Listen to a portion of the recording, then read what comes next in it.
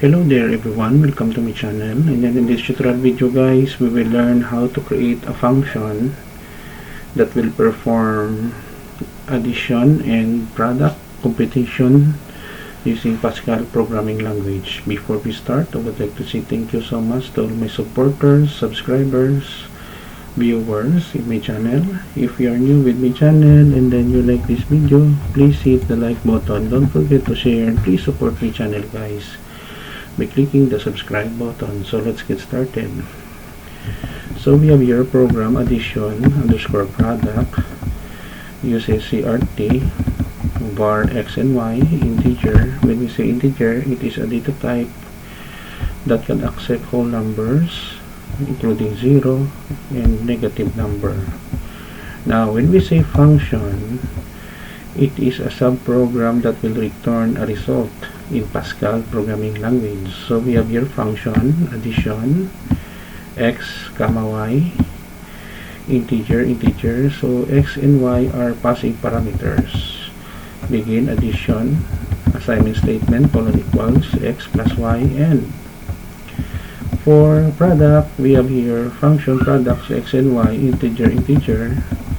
Begin product colon equals x asterisk y semicolon open and close parentheses, and begin CLRCR right line addition and product of two numbers using functions in Pascal. Right line enter first number, first value, it will store in our variable x. Enter second value, it will store in variable y. Right line sum of x and y is calling the function addition, pass two parameter x and y, a variable parameter. Right line for the product, the same thing except it will perform multiplication. The product of x and y is products x and y. Right line end of program in line number 35 that informs the user that the program has been ended. Right line red line end that we close our program. Okay, so let us save our work. Okay,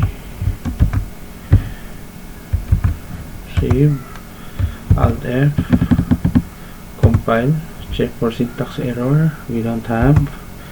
Basically I'm using free Pascal IDE in writing this program. Let us go to run addition and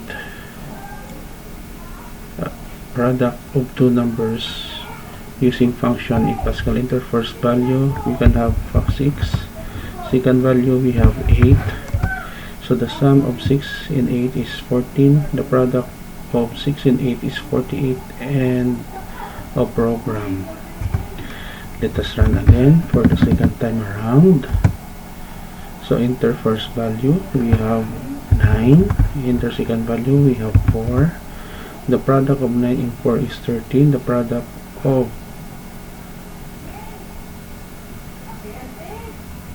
9 and 4 is 36 and a program.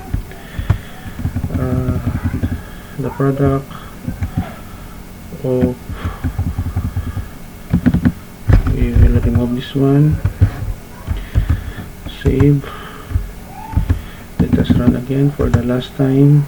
Addition in product of two numbers using function in Pascal. Enter first value, we have 5. Enter second value, we have 12. The sum of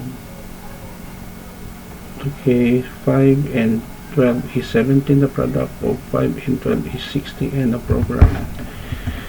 So I will remove again the is no? Okay, for the final running our program.